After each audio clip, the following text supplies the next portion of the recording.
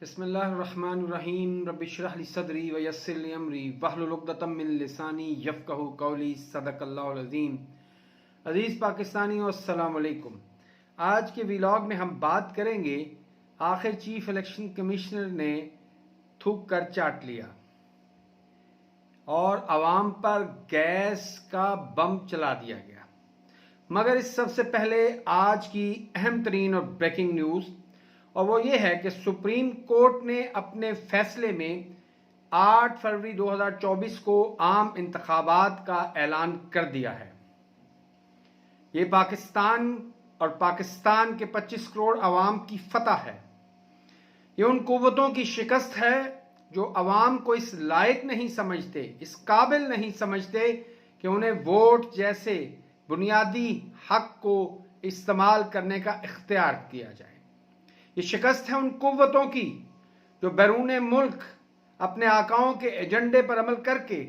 पाकिस्तान को मुसलसल 76 साल से आगे की बजाय पीछे की तरफ ले जाने में मसरूफ है। ये शिकस्त है उन कुव्वतों की जो रियासत पाकिस्तान को महज अपनी और अपने बच्चों की चरागाह समझते हैं, शिकारगाह समझते हैं, जहां वो इक्तदार के मजे लूटने के लिए आते हैं और जब इक्तदार से बेदखल किए जाते हैं तो वो फिर बैरून ममालिक अपने अरब डॉलर की पुरआसाइश रिहाइश गाहों में मुंतकिल हो जाते हैं और फिर एक दफ़ा फिर NRO लेकर कुछ सालों के बाद धुल धुलाकर दोबारा मुल्क को लूटने के एजेंडे के साथ तशरीफ लाते हैं। सुप्रीम कोर्ट के आज के इस फैसले पर मैं अगले व्लॉग में तफसीली बात करूंगा। ताहम ये पाकिस्तानियों के लिए खुश आइंदा अमर है। सुप्रीम कोर्ट ने जिस अंदाज में आज रियासती अदारों को ये चीज़ बावर कराई कि इंतखाबात बहर सूरत 8 फरवरी को होंगे और इसमें किसी किस्म का लेलोलात से काम लेने की इजाज़त नहीं दी जाएगी, ताहम मुल्क में होने वाले पिछले 1 साल और 8 माह के वाक़यात हमारी इस तरफ तवज्जो दिलाने पर हमें मजबूर करते हैं कि अब भी हमें वॉच आउट पर रहना पड़ेगा कि क्या पाकिस्तान में इंतखाबात हो पाएंगे,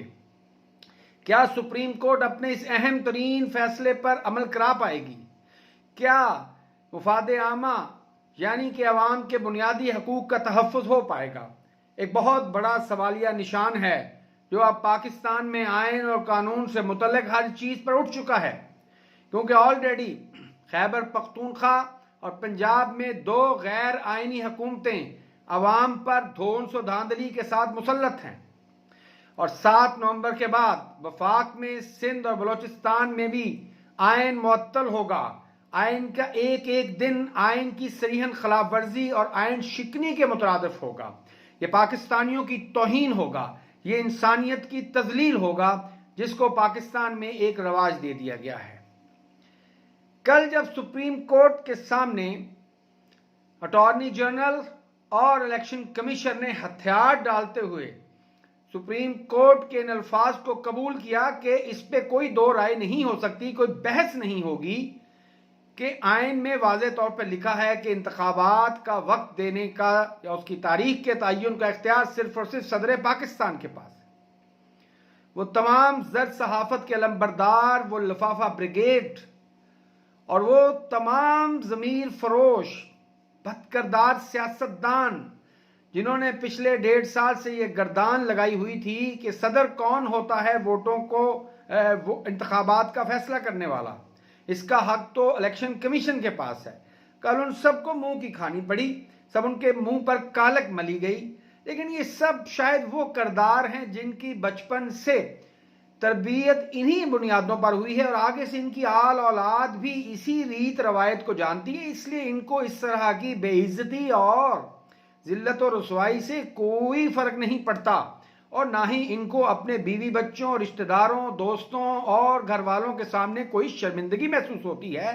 बिकॉज ये सब एक ही थैली के चट्टे बट्टे हैं। बहरहाल कल शाम को वो राजा सिकंदर सुल्तान जो सदर से मिलने को अपनी तौहीन समझता था, कल सदर पाकिस्तान के आस्ताने पर हाजिर हो गया। मुझे समझ नहीं आती कि पाकिस्तान में थूक कर चाटना एक रवाज क्यों बन गया है। जी हां नाजरीन, ये वही थूक का चाटना है जो मिसाके जमहूरियत करके पीपल्स पार्टी और नून लीग ने एक दूसरे की थूकें चाटी। बेनजीर और नवाज शरीफ ने एक दूसरे के चेहरे पर जो थूका था उसको चाटा। यही वो थूक कर चाटना है जो जनरल मुशर्रफ से एनआरओ लेने वालों ने चाटा। यही वो थूक का चाटना था जो सिंध हाउस में इंसानों का सौदा करके इंसानों की मंडी लगाकर जो थूक को चाटा गया। वही थूक है जो नून लीग ने पाकिस्तान की तारीख में सबसे ज्यादा चाटी, क्योंकि ख्वाजा आसिफ हो, परवेज रशीद, मरियम नवाज, नवाज शरीफ, साद रफीक या राना सनाउल्लाह, जिस तरीके से इन्होंने पाक फौज की करदार कुशी सन 2003 में जारी की और आज 20 साल गुजर गए और उन्होंने पाकिस्तानी आर्मी के जवानों और उनके शहीदों के लहू को जिस तरीके से बेहुरमती का शिकार किया, जिस तरीके से उन्होंने पाक फौज की क्यादत पर कीचड़ उछाला, उनकी करदार कुशी की, उनके साथ गालम गलोच की, जलसों में उन्होंने पाक फौज को ललकारा और पाक फौज की 65 और दीगर जंगों में जो कामयाबियां थीं उनको शिकस्त गर्दाना, उन सब ने भी बहरहाल आज से 1 साल 10 माह पहले अपना थूका हुआ चाट लिया। और अब कल राजा सिकंदर सुल्तान ने भी थूक कर चाटा, जो उन्होंने कहा कि मैं तो सदर के पास नहीं जाऊंगा। कल वो गया और फिर उन्होंने सदर से इल्तजाएं की और फिर सदर ने उनकी इल्तजाओं पर 8 फरवरी की तारीख दी। इनकी उम्रें देखें, ये 60 साल का है और नवाज शरीफ जरदारी ये 70 साल के हैं और काजी फाजीसा खुद भी 65 साल के होने वाले हैं। इनकी उम्रें देखें, इनके सफेद बाल देखें, मगर इनके हालात देखें। मैंने आज से कुछ 10 साल कबल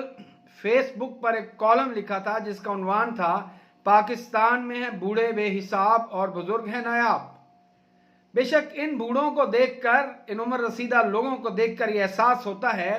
कि शायद पाकिस्तान की मट्टी बुजुर्ग पैदा करने की सलाहियत से आरी है,